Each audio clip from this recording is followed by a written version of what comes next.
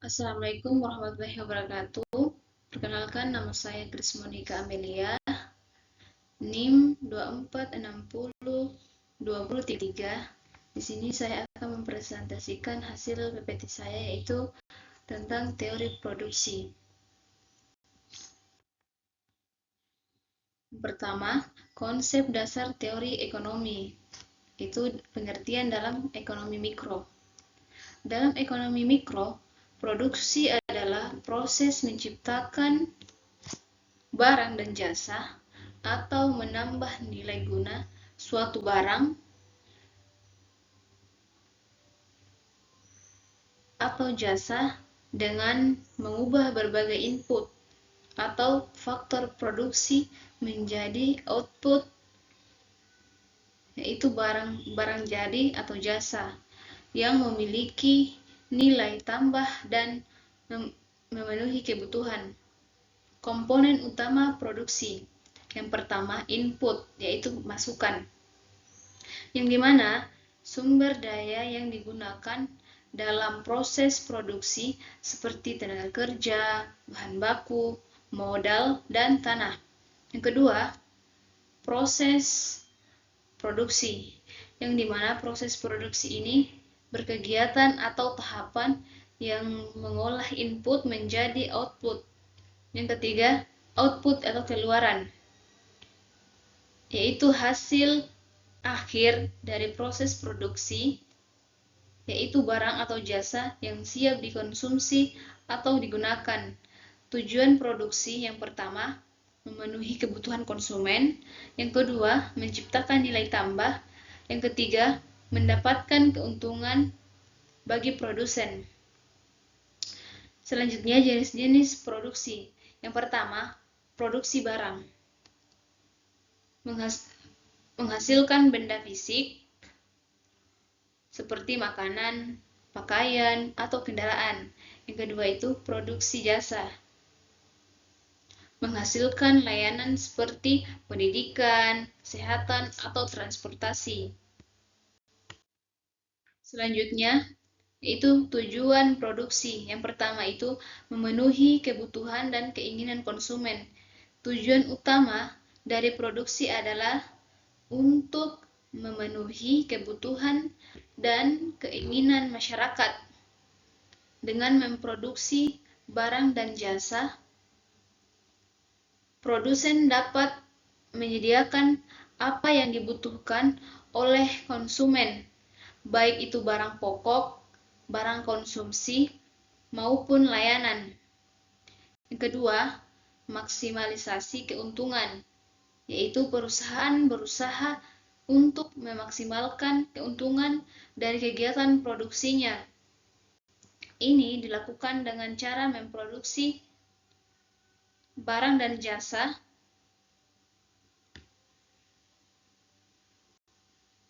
yang memiliki permintaan tinggi dan menjualnya dengan harga yang lebih tinggi daripada biaya produksinya.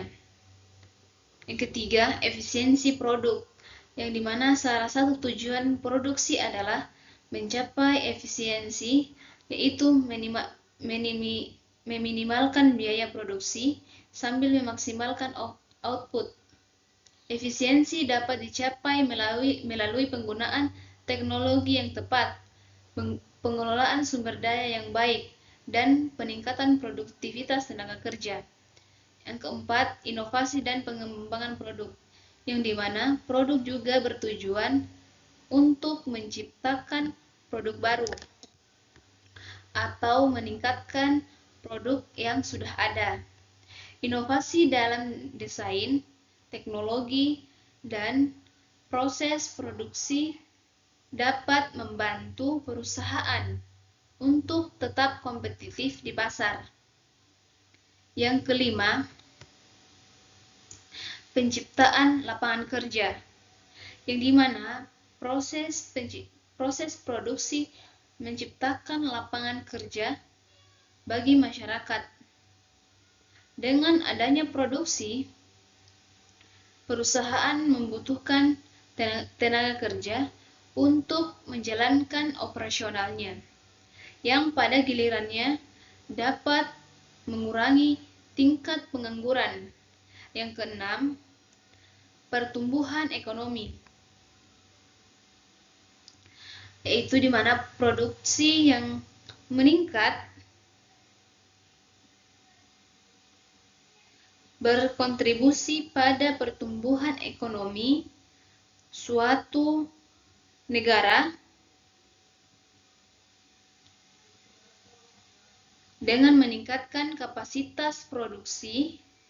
Negara dapat meningkatkan BPB, PBP, yaitu produk domestik bruto, dan kesejahteraan masyarakat. Selanjutnya itu ada pelaku produksi. Yang pertama itu peran utama, yang dimana menghasilkan barang dan jasa serta menyediakan penawaran di pasar. Yang kedua, pemanfaatan faktor produksi. Menggunakan berbagai faktor produksi seperti tenaga kerja, modal, dan sumber daya alam untuk menghasilkan barang dan jasa. Motif ekonomi, yaitu umumnya bertujuan untuk mencari keuntungan dari kegiatan produksi dan penjualan barang atau jasa. Contohnya, contoh pelaku produksi, yaitu rumah tangga produsen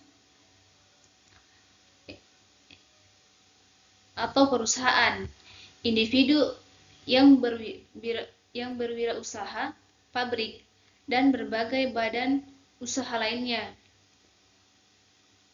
Selanjutnya ada tanggung jawab, yang dimana tanggung jawab ini ada 3 poin, yaitu selain memberi keuntungan, pelaku produksi juga memiliki tanggung jawab terhadap kesejahteraan karyawan dan masyarakat.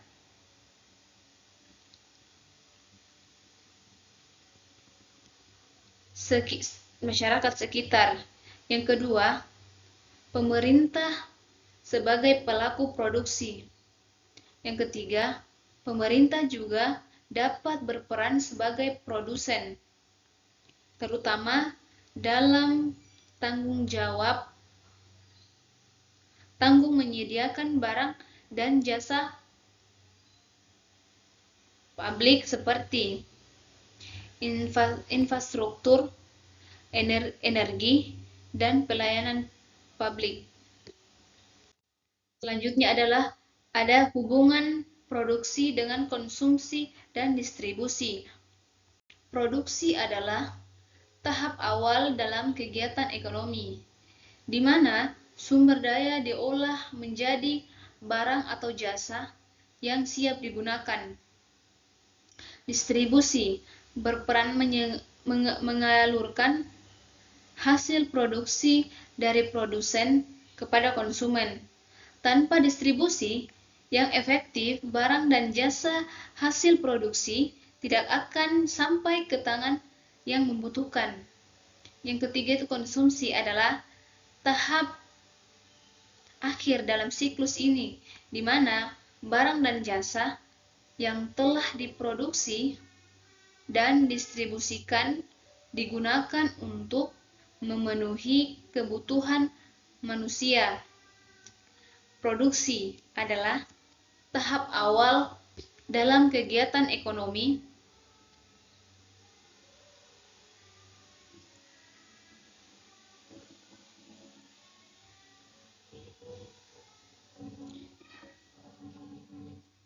tahap ekonomi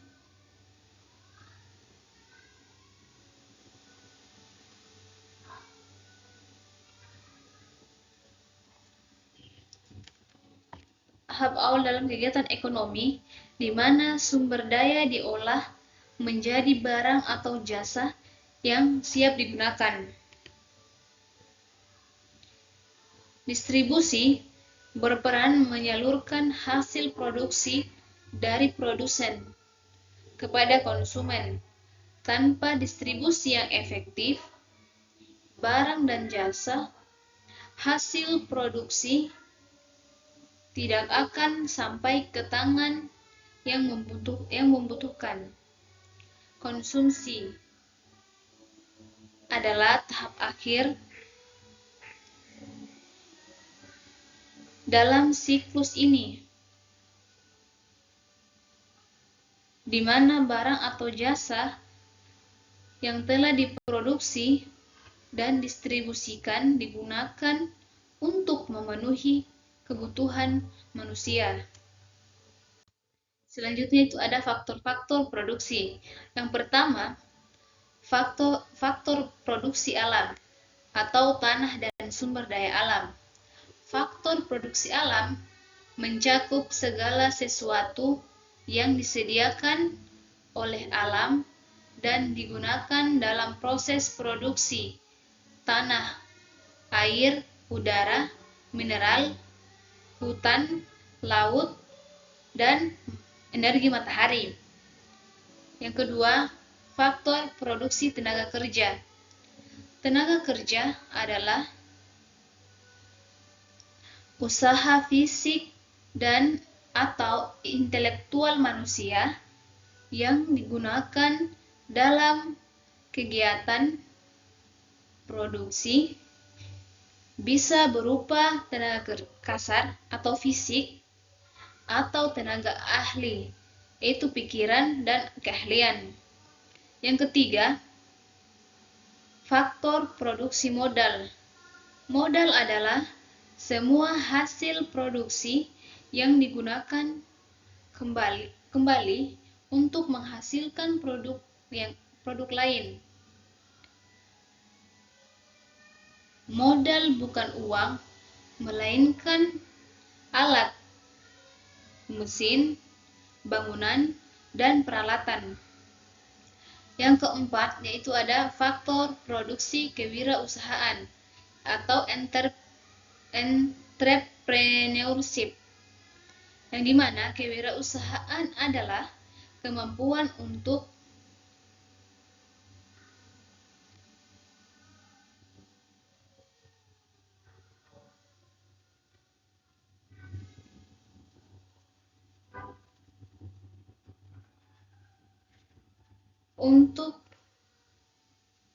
koordinasi faktor-faktor produksi atau tenaga kerja, modal sebagai faktor untuk menciptakan barang atau jasa. Faktor-faktor produksi contohnya yaitu tanah pertanian, air, hutan, tambang, sinar matahari. Yang kedua, ciri khas, yaitu bersifat terbatas. Ada yang dapat diperbaharui dan ada yang tidak. Perannya itu yaitu sebagai tempat produksi dan sumber bahan baku. Selanjutnya jenis, ada 2 jenis yaitu tenaga kerja fisik, yaitu buruh atau sopir. Yang kedua, tenaga kerja intelektual, yaitu guru, akuntan, dan insinyur. Perannya itu mengolah sumber daya alam menjadi barang atau jasa. Jenisnya itu adalah modal tetap, seperti mesin, bangunan, kendaraan, dan tidak habis dalam sekali pakai. Yang kedua, modal lancar, yaitu bahan bakar dan yaitu habis dalam sekali produksi. Catatannya yaitu uang bukan modal dalam arti ekonomi, melainkan hanya alat tukar. Tugas utamanya yaitu mengambil risiko. Kedua, menyusun strategi produksi. Yang ketiga, membuat keputusan usaha. Yang keempat, menciptakan produk atau pasar baru. Contohnya yaitu pemilik usaha kecil atau pendiri startup, manajer produksi. Selanjutnya itu ada fungsi produksi. Yang pertama, yaitu fungsi produksi adalah konsep fundamental dalam ekonomi yang menggambarkan hubungan antara input dan output dalam proses produksi. Memahami fungsi produksi membantu produsen untuk mengoptimalkan penggunaan sumber daya dan meningkatkan efisiensi dalam menciptakan barang dan jasa. Yang kedua, yaitu fungsi produksi jangka pendek adalah konsep penting dalam ekonomi yang menggambarkan bagaimana perubahan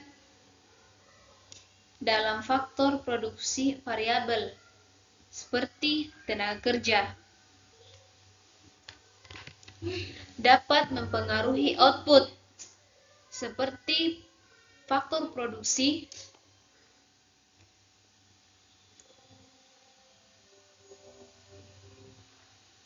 tetap seperti modal tidak dapat diubah. Memahami fungsi produksi jangka pendek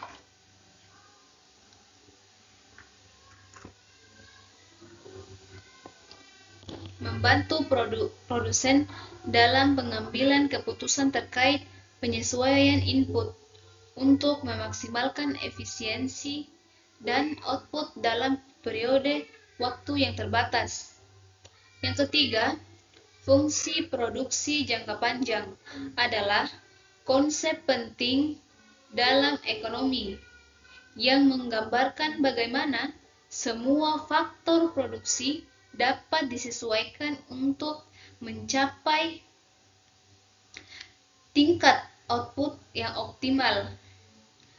Memahami fungsi produksi jangka panjang membantu perusahaan dalam merencanakan investasi, pengelola kapasitas produksi, dan merespons perubahan dalam permintaan pasar.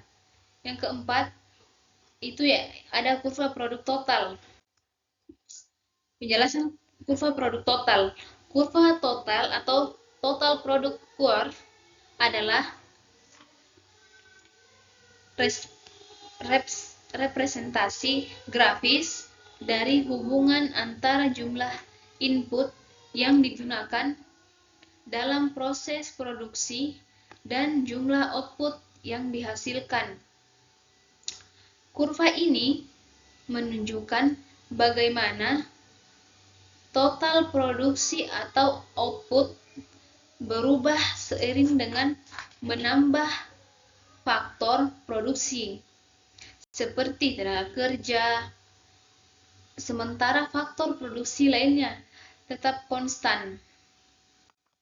Selanjutnya, kurva rata-rata dan produk marginal. Yang pertama, kurva rata-rata atau average product curve adalah representasi grafis yang menunjukkan hubungan antara jumlah input yang digunakan dalam proses produksi dan rata-rata output yang dihasilkan per unit.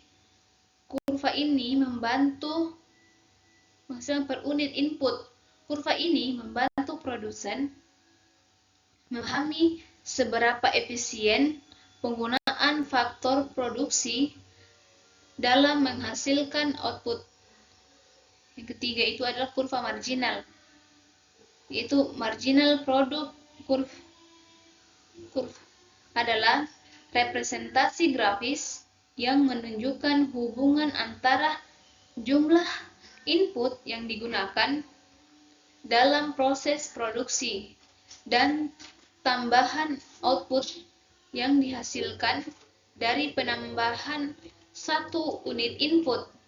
Kurva ini membantu produsen memahami seberapa efisien tambahan input dapat meningkatkan output.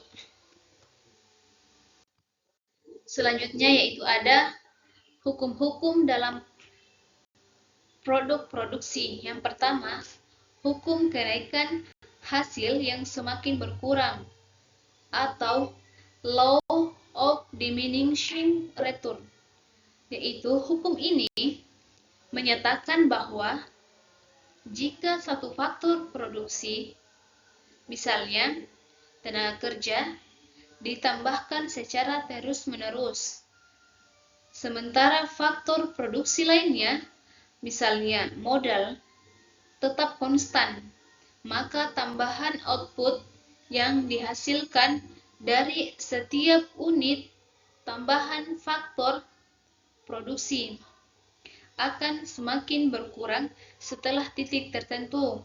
Yang kedua itu adalah hukum hasil skala atau return to scale.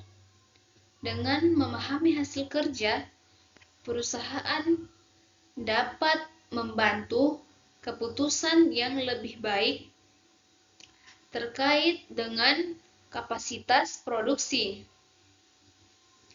investasi, dan strategis pertumbuhan.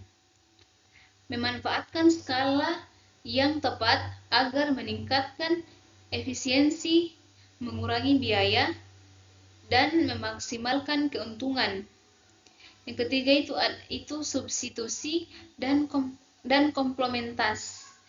komplementaritas faktor produksi, yang dimana substitusi faktor produksi terjadi jika suatu faktor produksi dapat digantikan oleh produksi lainnya dalam proses produksi tanpa mengubah tingkat output yang dihasilkan. Dalam hal ini, jika satu faktor produksi menjadi lebih mahal atau kurang tersedia, produsen dapat menggunakan faktor produksi lain sebagai pengganti. Selanjutnya yaitu efisiensi produk. Yang pertama, efisiensi teknis. Efisiensi teknis merujuk pada kemampuan suatu perusahaan untuk memproduksi output maksimum dengan menggunakan kombinasi input yang tersedia. Dalam konteks ini, efisiensi teknis dicapai ketika ada cara lain untuk meningkatkan output tanpa menambah jumlah input. Yang kedua, yaitu efisiensi ekonomis. Efisiensi ekonomis di sisi lain mencakup tidak hanya efisiensi teknis, tetapi juga mempertimbangkan biaya. Efisiensi ekonomis terjadi ketika perusahaan memproduksi output dengan biaya terendah. Ini berarti bahwa perusahaan tidak hanya harus memproduksi secara teknis efisien, tetapi juga harus mempertimbangkan biaya input dan output dan harga pasar untuk memaksimalkan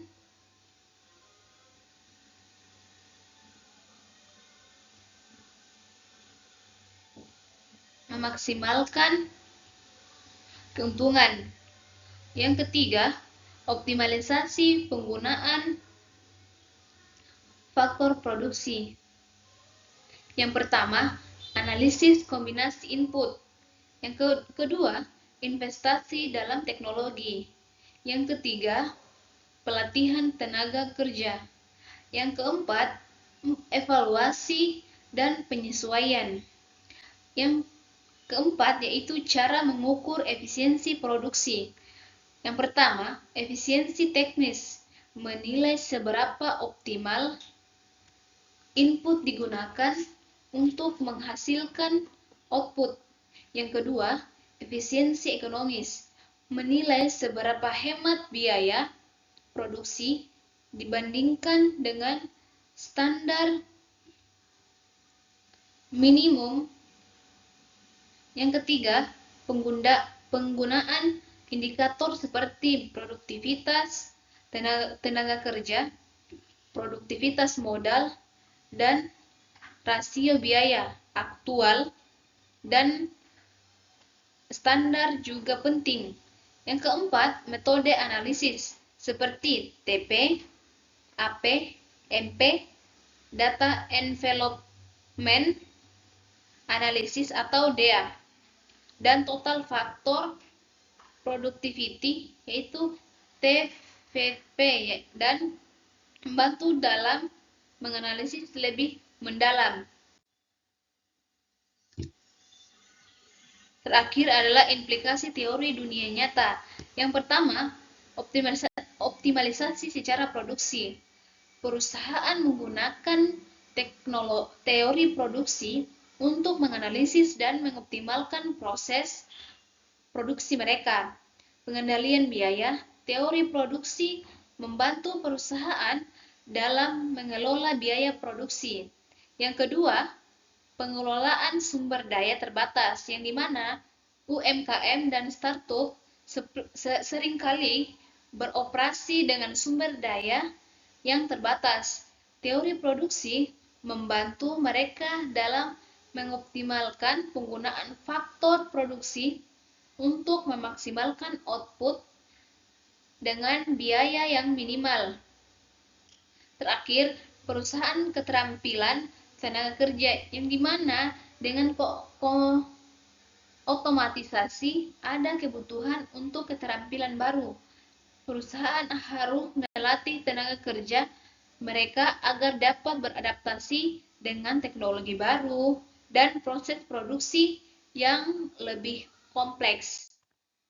Baik, itu saja hasil presentasi saya.